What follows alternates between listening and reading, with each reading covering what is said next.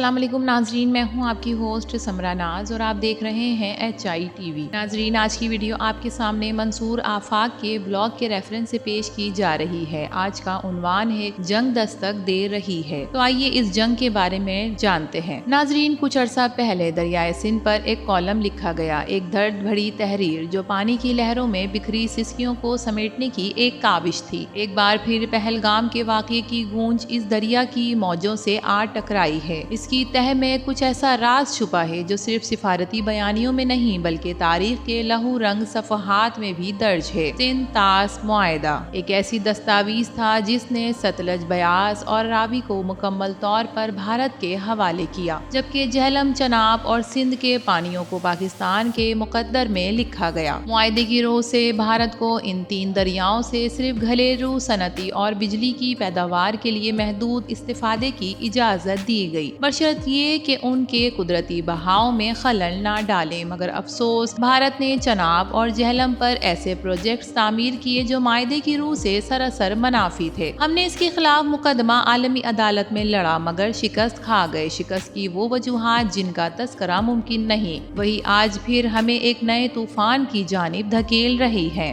اب بھارت کی نظریں دریائے سندھ پر مرکوز ہو چکی ہیں۔ لداخ میں مجوزہ پاور پروجیکٹ، جس میں ایک وسیع و عریض جھیل کی تعمیر بھی شامل ہے، معاہدے کی نہ صرف خلاف ورزی کی بلکہ اس پر بھارت کو بین الاقوامی محاذ پر تنقید کا سامنا بھی ہو سکتا ہے۔ بھارت ایک ایسا بہانہ چاہتا ہے جو اسے اس منصوبے پر جواز فراہم کرے، اور یوں پہلگام کا واقعہ بر وقت ایک موقع بن کر سامنے آیا۔ بعض تجربہ کاروں کا ماننا ہے کہ اس واقعے کی دوڑیں بھارت کی خفیہ ایجنسی را کے ہاتھوں میں ہیں۔ ادھر بھارت کی حکمران جماعت BJP برسوں سے یہ بیانیاں دہرا رہی ہے کہ آزاد کشمیر بھارت کا اٹوٹ انگ ہے۔ انتخابی مہموں میں کیے گئے وعدے اس نظریے کی مزید تصدیق کرتے ہیں، جن میں انہوں نے پاکستان کے زیر انتظام کشمیر کو بھارت میں شامل کرنے کے عزم کا اظہار کیا۔ وزیر دفاع راجناتھ سنگھ نے صرف صاف الفاظ میں یہ کہا کہ پاکستان کے قبضے والا کشمیر ہمارا تھا، ہمارا ہے اور ہمیشہ رہے گا۔ یہ محض انتخابی نعرے نہیں بلکہ خطرناک عزائم کی بازگشت ہے۔ ہم پہلگام میں دہشت گردی کے واقعے پر افسوس کا اظہار کرتے ہیں، ان کے اہل خانہ کے غم میں برابر کے شریک ہیں، مگر بھارت نے جو طوفان الزام لگایا ہے وہ نہایت غیر سنجیدہ اور بچگانہ ہے۔ یاد رہے کہ بلوچستان میں جعفر ایکسپریس پر ہونے والا حملہ بھارت پشت پناہی کے بغیر ممکن نہ تھا۔ ہمارے پاس اس کا ٹھوس ثبوت موجود ہے، کلبھوشن یادو کا اعتراف جو عالمی ضمیر کو جھنجھوڑ دینے کے لیے کافی ہے، لیکن ہم نے کبھی بھی اس پر بین الاقوامی سطح پر غیر ضروری چیخو پکار نہیں کی اور نہ ہی جنگی طبل بجائے۔ بھارت اگر سمجھتا ہے کہ یہ جنگ صرف کشمیر کے اندر محدود رہے گی تو یہ اس کی سنگین خام خیالی ہے، اور اگر یہ سمجھتا ہے کہ یہ روایتی جنگ ہوگی تو یہ پہلے بھی ایک فریب نظر ہے۔ ہماری عسکری قوت محدود صحیح، مگر ہمارے پاس ایسے جدید ہتھیار موجود ہیں جن کا استعمال صرف مجبوری میں کیا جا سکتا ہے۔ ہم نے کچھ خاص نوعیت کے ایسے ایٹمی ہتھیار تیار کیے ہیں جو ایک مخصوص دائرے میں مکمل تباہی پھیلانے کی صلاحیت رکھتے ہیں۔ اللہ نہ کرے اگر وہ وقت آئے، لیکن بھارت کے عزائم دیکھ کر یوں محسوس ہوتا ہے کہ وہ آگ سے کھیلنے کا تہیا کر بیٹھا ہے۔ ایران نے حالیہ تناؤ میں ثالثی کی پیشکش کی ہے۔ ایرانی وزیر خارجہ سید عباس اراغچی نے دونوں ممالک کو برادر ہمسائے قرار دے کر ثالثی کی راہ ہموار کرنے کی کوشش کی۔ تاہم پاکستان کی وزارت خارجہ کا کہنا ہے کہ اگرچہ وہ دوست ممالک سے رابطے میں ہیں، مگر تاحال کسی بھی عالمی طاقت نے باضابطہ طور پر ثالثی کی پیشکش نہیں کی۔ بھارت کا رویہ بھی وہی پرانا ہے، کشمیر جیسے معاملات میں کسی